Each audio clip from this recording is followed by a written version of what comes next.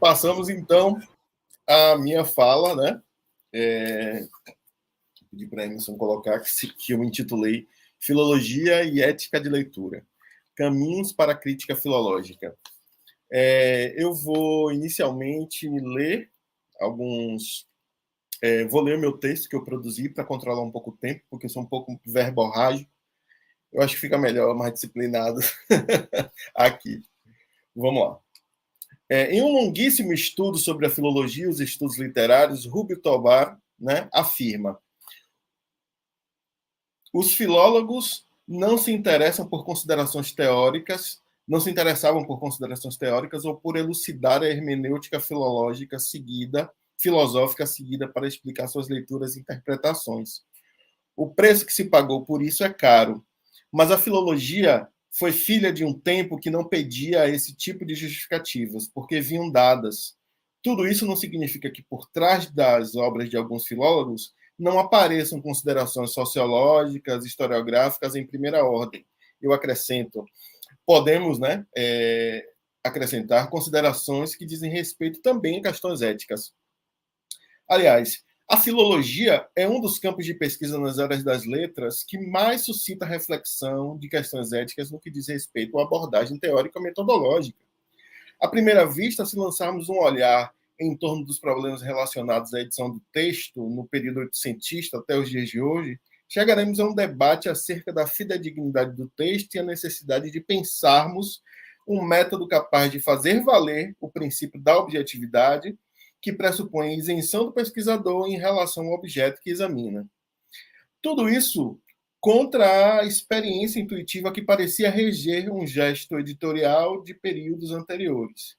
O grande resultado desse apuro científico vai aparecer na Europa, sob a assinatura de Karl Lachmann, com um método que propõe uma recência exaustiva e uma emendácio amparada não apenas no iudiquium editorial, mas também no exame dos erros, cujo resultado ajudaria o editor a reconstruir o texto em seu formato original, com o mínimo possível de intervenção desse editor.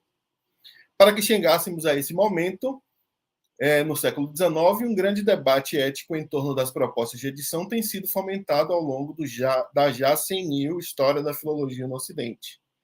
É óbvio que o valor epistêmico propagado pela ciência positivista em torno da verdade e da origem como residência fixa ajudaram a fazer com que a crítica textual pensasse ter dado uma resposta definitiva contra os anseios editoriais em relação a constituciotextos. Ou seja, a criação de um método capaz de purgar o processo de edição de texto das intervenções espúrias da tradição, mas também da vontade do editor, que deveria mostrar-se isento, sem capacidades de intervenções.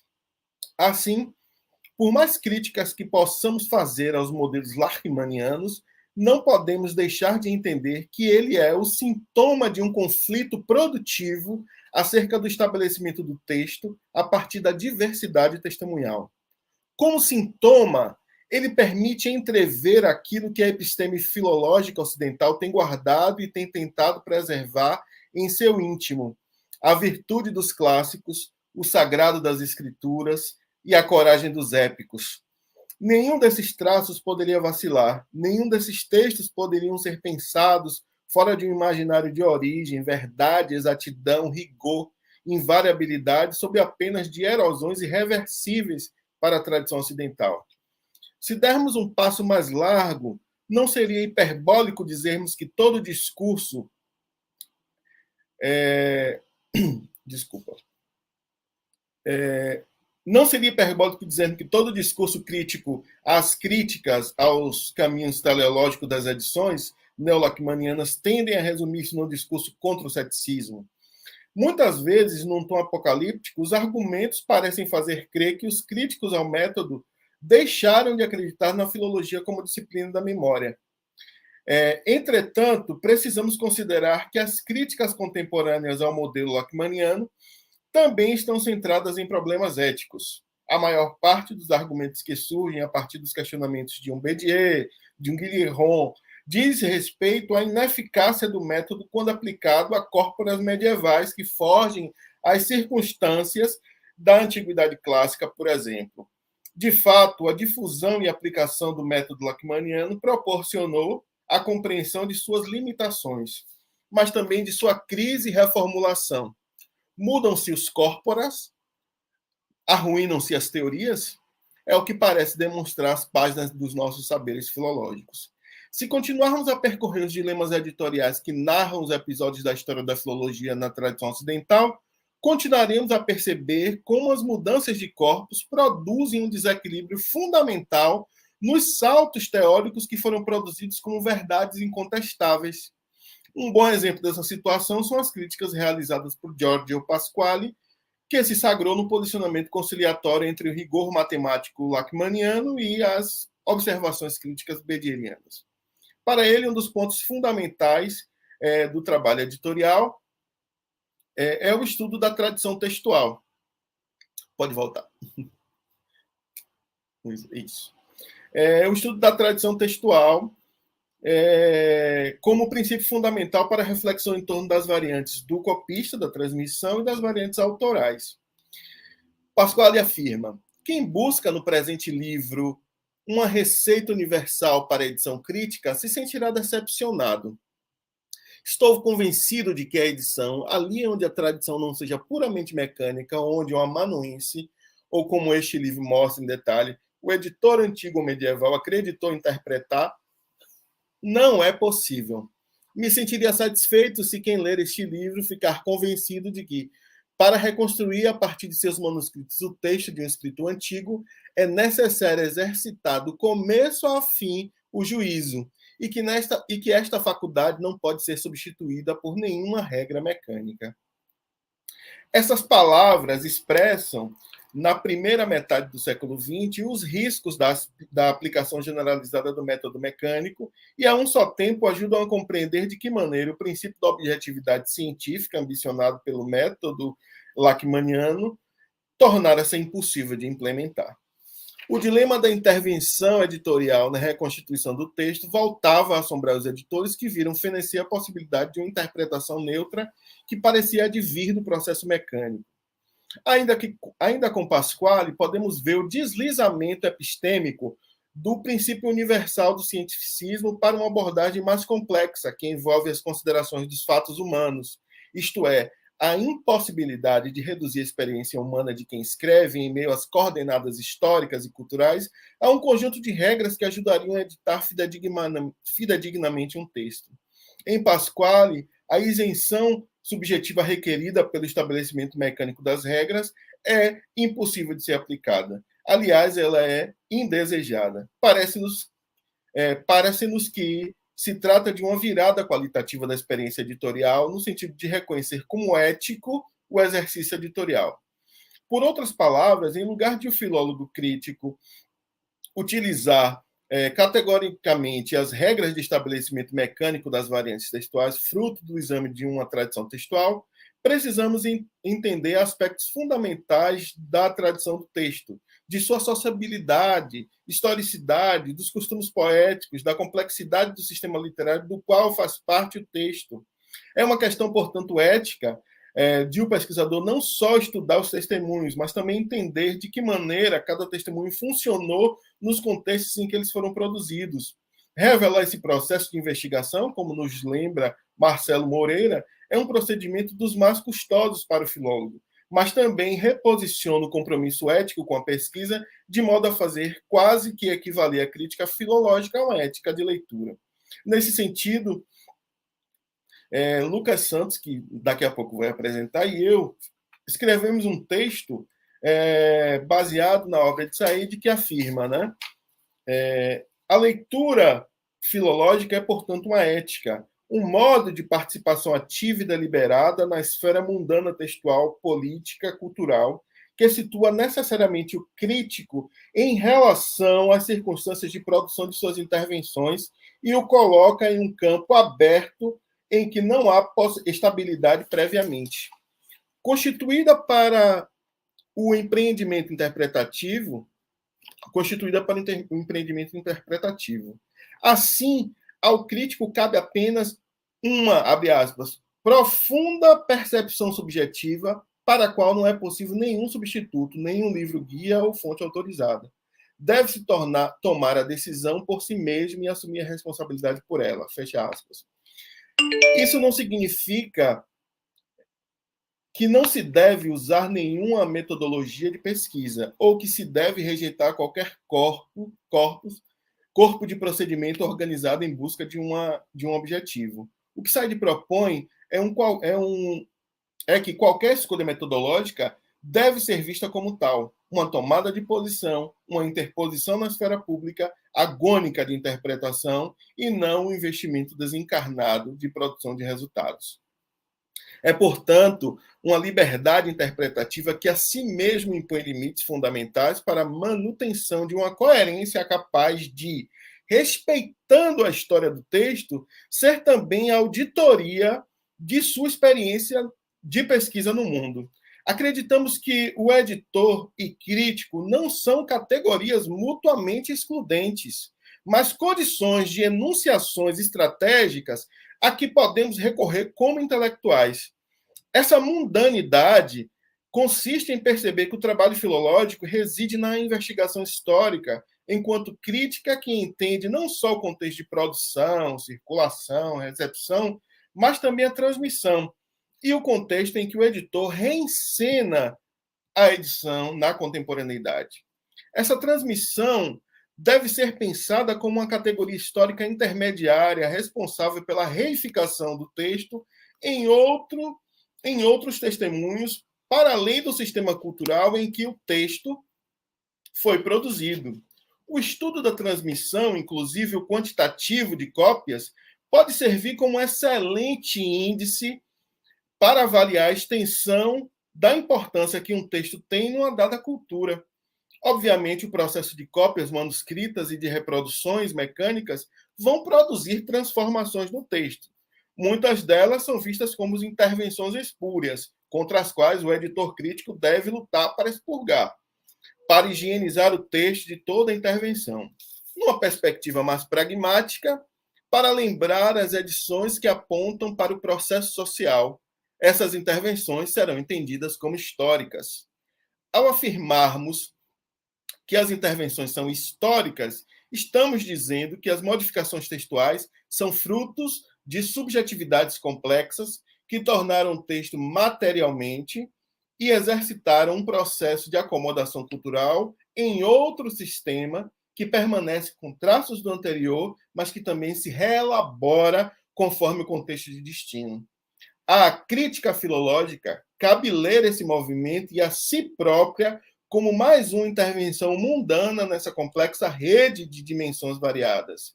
É assim que temos de compreender a filologia como ética de leitura capaz de observar as convenções culturais estruturadas, mas também a dinâmica das transformações políticas que são experimentadas. Essa dinâmica cultural precisa ser pensada como variáveis nas quais a crítica filológica se movimenta e produz sentido. Essa mundanidade textual proposta por Said é chave central de sua convocação dos estudos literários ao retorno à filologia. É uma advertência ao pensamento desmaterializador da ideia de autoria que se difundiu com o princípio da metafísica do autor, né, proposta desde a célebre publicação de Barthes, e também da desmaterialização, da descentralização proposta pelo pensamento pós-estruturalista francês. Said adverte-nos sobre o risco de deixarmos de perceber as redes materiais de filiação das condições de emergência do texto, sem, contudo, deixar de reconhecer a potência transformadora das agências subjetivas. Nesse sentido, é preciso definir texto para Said. Né? Em uma publicação de 83, ele diz: o texto é produzido pelo mundo. O texto é produzido pelo mundo, um concerto de forças materiais de poder neste mundo e a contextualidade e localidade de que fala especificamente. Recriar a rede de filiação é, portanto, tornar visível, dar materialidade de volta aos fios que prendem o texto à sociedade, autor, cultura. Temos de compreender de que maneira estamos conciliando aqui duas perspectivas de compreender filologia. É preciso destacar uma diferença fundamental, mas que se constitui em uma falsa oposição: a prática editorial versus a produção crítica.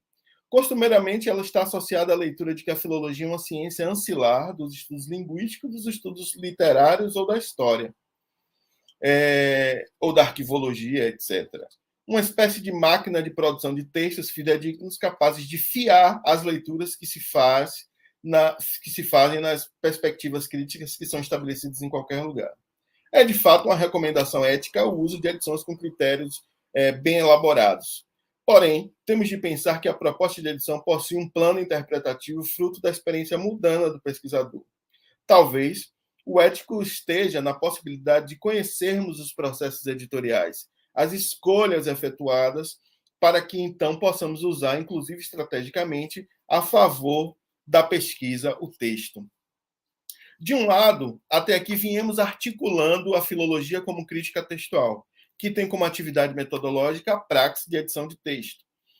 De outro, estamos pensando como todo ato editorial, especialmente o do estudo da tradição textual, está permeado pela perspectiva de leitura crítica e hermenêutica, e que não se trata exclusivamente de um conjunto de operações técnicas mecânicas. Além disso, precisamos pensar a filologia como uma perspectiva crítica, da qual, aliás, Said parece estar tratando ao se referir ao filólogo Auerbach, um dos muitos intelectuais que são assim considerados, embora não tenha produzido, salvo engano, nenhuma edição de texto. Há um arriscado senso comum na nossa área acerca do fato de que só se faz um filólogo se este foi capaz de compor uma edição. Seguindo este princípio, Nietzsche, Auerbach, entre outros filólogos importantes, teriam suas carteiras cassadas pelo fato de não terem passado pela profissão de fé do estabelecimento crítico de uma edição, ou melhor, não teriam ganhado pão com o suor do seu rosto. Né? Alegorias à parte, a perspectiva crítica da filologia é aquela que elege como variáveis analíticas a materialidade histórica do texto e que entende o texto pelo atravessamento de questões verbais, de suporte, de sociabilidade, fora de uma dimensão abstracionista. Afinal, as formas materiais atuam também na produção de sentido do texto, de modo que não podemos desmaterializá-lo, como bem nos lembra Don Mackenzie em sua crítica à bibliografia textual inglesa. Ficamos tentados a produzir uma diferença entre perspectiva stricto sensu, mais comprometida com a edição de texto, e outra lato sensu, uma vertente que estaria mais relacionada ao expediente da crítica cultural e literária.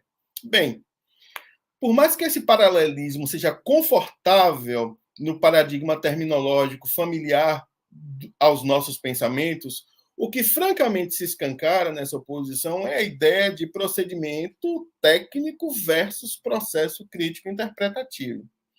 É este mesmo sistema que opera naquelas funções de filologia definidas por Spina como função substantiva, adjetiva, transcendental.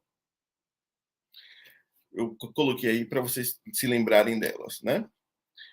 Novamente, estão em pauta o técnico versus interpretativo, especialmente entre o substantivo e o adjetivo. E essa visão, embora possa ser questionada muito consistentemente por operar por um princípio de transparência versus opacidade, é uma tentativa ética de tornar a pesquisa filológica científica aos moldes do pensamento positivista. Portanto, um esforço de reflexão dos mais generosos. Todavia, precisamos pensar que o substantivo é produzido pelas redes da linguagem e as intervenções, os juízos, são marcas provenientes de qualquer processo no terreno da interpretação.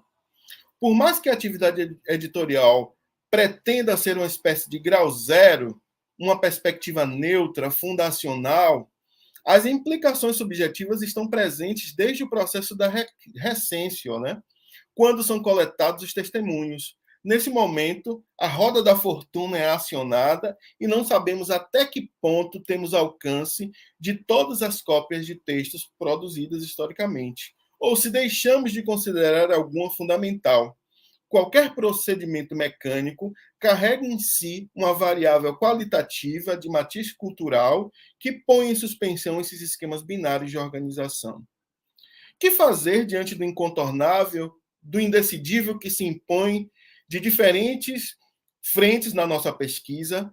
Um caminho tomado como ético nas abordagens teleológicas foi o tratamento estatístico, mecânico, que protegesse os textos dos pareceres do tempo.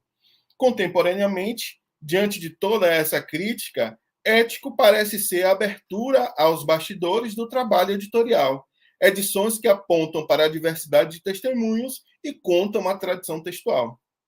Entretanto, embora costumemos discutir a partir de temporalidades opostas entre passado e presente, as abordagens teleológicas ainda são muito férteis e abundam em muitos campos de pesquisa, tanto das filologias modernas quanto clássica. Não queremos datá-las como um episódio empoeirado da nossa atualidade. Afinal, quando bem observamos, vários elementos presentes nas metodologias de edição compósita estão retecidas, reconfiguradas nas práticas de crítica e edição pragmáticas. Um exemplo disso é que a recensio e a collatio permanecem fundamentais para qualquer atividade de edição politestemunhal. Além disso, há um aspecto que une as duas perspectivas e que me parece ser central aqui nesta discussão: a ética como uma espécie de transparência.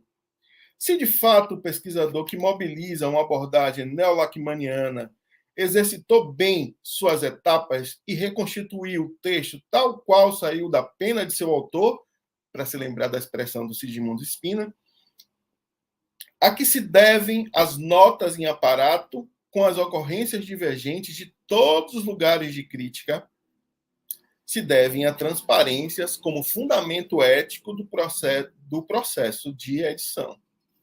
Ainda que a crítica literária deixe de aproveitar as variantes de aparato presentes, na edição, elas são a evidência material daquilo que foi realizado, prova de se tratar de uma edição fidedigna. Por outro lado, tratamos também de transparência quando, em uma edição sinóptica ou em outras que evidenciem a sociabilidade textual, colacionamos os testemunhos, identificamos os lugares de crítica, dividimos com o leitor o fórum de preocupações e todos os desafios encontrados. De fato, se na perspectiva teleológica há uma centralidade numa hierarquia de variantes, na perspectiva pragmática, ético é a transparência e a multidimensionalidade textuais. Ainda precisamos nos perguntar por que a transparência é o nosso discurso ético, metodológico, preferencial nessas abordagens metodológicas. É uma tentativa de preencher uma ausência logocêntrica, uma espécie de luto expresso pela perda dos monumentos da cultura, pela corrupção de suas origens, uma tentativa de preenchimento de um vazio com informações que tragam a aparência como forma de verdade? Talvez. O importante mesmo é considerar todas essas propostas como possibilidades de exercício de pertencimento e criação da diversidade humana no mundo. Um interesse fundamentado no outro como chance de ampliação de nossas familiaridades de pensamento, que são nossas limitações culturais. Que a transparência deixe de ser uma angústia sintomática e passe a ser um recurso estratégico para uma outra agenda de leitura crítica que lide com o texto em sua dispersão social, histórica e política. Eu agradeço. Agradeço e passo aqui a palavra ao meu queridíssimo companheiro de mesa e de textos, Lucas Santos. Dia da Terra.